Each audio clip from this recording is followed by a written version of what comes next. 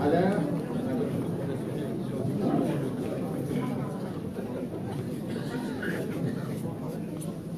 Alors excusez-moi, bonsoir à tous, d'abord.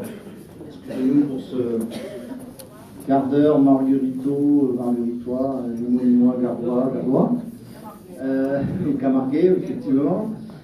Tout d'abord, permettez-moi de remercier celles et ceux qui ont participé à l'organisation de cette soirée. Et j'aurais un merci tout particulier pour Laurence, qui nous a préparé et qui a cuisiné le buffet qui nous accompagnera après ces quelques mots. Merci à toi, Laurence.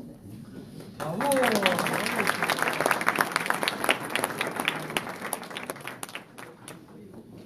Mesdames, Messieurs, chers amis, alors c'est bien entendu une évidence, mais je le dis en toute sincérité, c'est énormément de bonheur de vous retrouver ce soir pour ce rendez-vous des vœux, moment certes traditionnel, mais moment qui se veut avant tout amical, chaleureux et convivial. Et je vous remercie encore très sincèrement d'avoir répondu présent et si nombreux à cette invitation.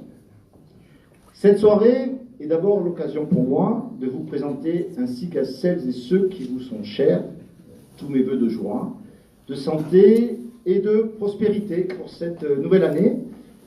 Que 2019 vous apporte son lot de bonheur, que 2019 vous apporte un florilège de petites et grandes surprises, et n'hésitons pas que 2019 vous apporte une kyrielle de liens d'amitié et d'amour sans cesse renforcés.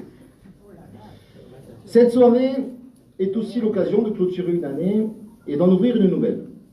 Alors pour préparer ces quelques mots, je me suis penché sur les grands événements, sur les grands moments qui ont marqué l'année 2018 dans notre pays. Et j'en retire deux images particulièrement contrastées. Tout d'abord, l'image d'un peuple uni et rassemblé. Uni et rassemblé dans la douleur, tout d'abord, notamment lors des terribles attentats de Trèbes, à côté de chez nous, et la mort tragique du colonel Bertram, mais uni et rassemblé aussi dans la joie, à l'occasion notamment d'une finale de Coupe du Monde de football, à travers une liesse populaire enivrante. Mais à contrario, bien sûr, j'en retire l'image d'un peuple fracturé, l'image d'une crise sociale et politique comme nous n'en avions plus connue depuis plusieurs décennies, avec des images et des actes inimaginables en France, des images de violence, de guérilla urbaine opposant manifestants et forces de l'ordre.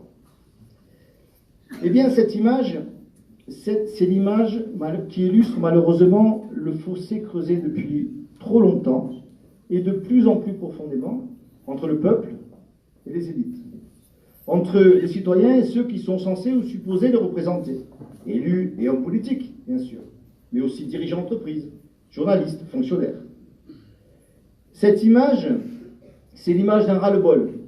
Ce ras-le-bol représenté par ce gilet jaune, dont on ne peut nier qu'il est l'expression de quelque chose de réel, de profond et de sincère, même si cette expression n'est pas toujours précisément formalisée. Cette image, c'est aussi l'image d'un monde politique qui, dans sa globalité, s'est peu à peu refermé sur lui-même.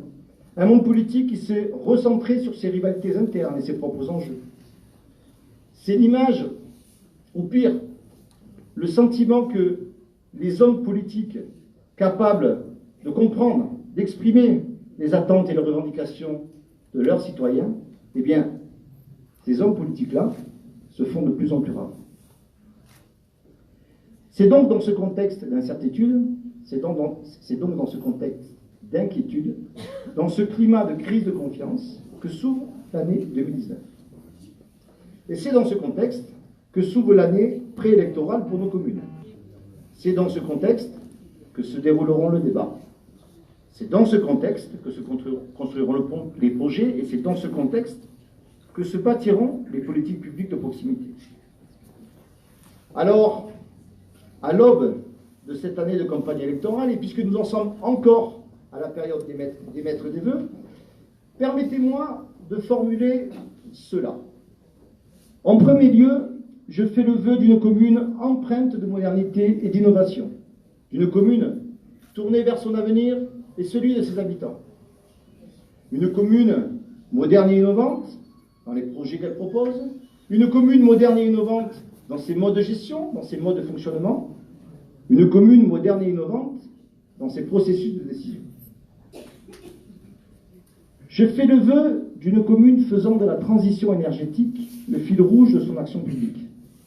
Car aujourd'hui, que ce soit à l'échelon national, régional, départemental et bien entendu communal, aucun projet ne peut être porté, aucun projet ne peut être pensé sans en mesurer préalablement son impact pour notre planète.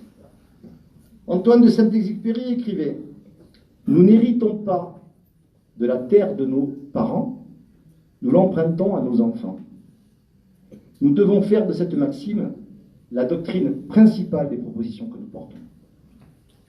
Je fais le vœu d'une commune, citoyenne et participative, d'une commune qui donne toute sa place à la concertation citoyenne, toute sa place à la démocratie participative. Une commune qui associe ses riverains à la construction de l'action publique, à l'animation et à la structuration de nos territoires. Une commune qui partage la décision politique.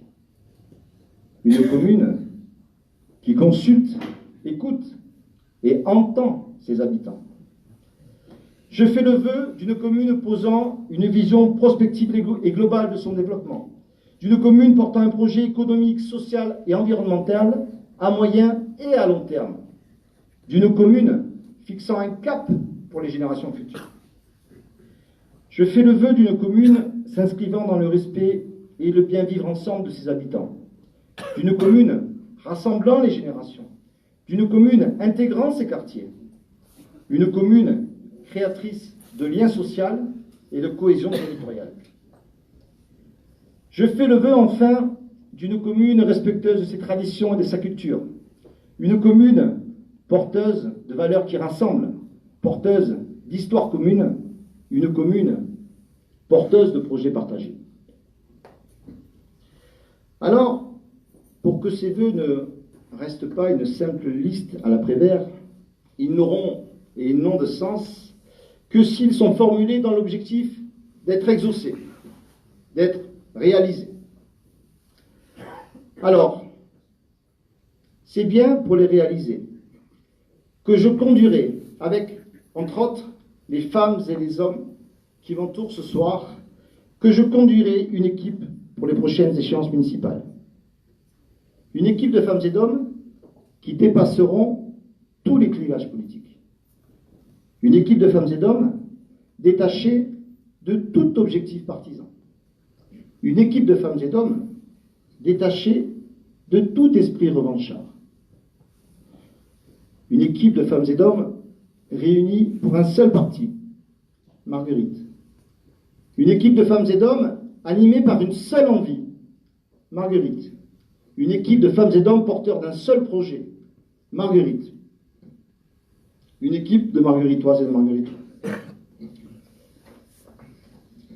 Et c'est pour que nos vœux deviennent réalité, que nous bâtirons en 2019, avec les margueritoises et avec les margueritois, un projet pour notre commune.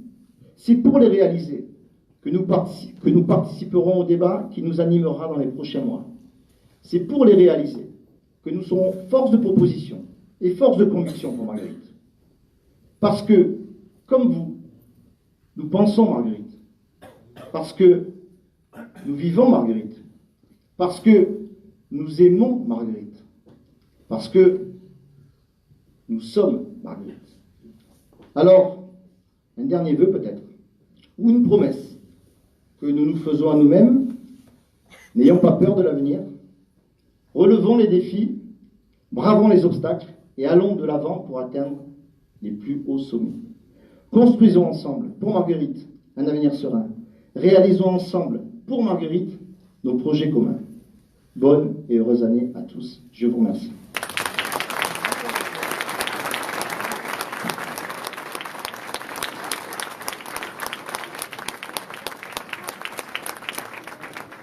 Merci beaucoup. Je m'étais juré de ne pas être long, je n'avais pas été. Je vous invite désormais à partager le verre de l'amitié.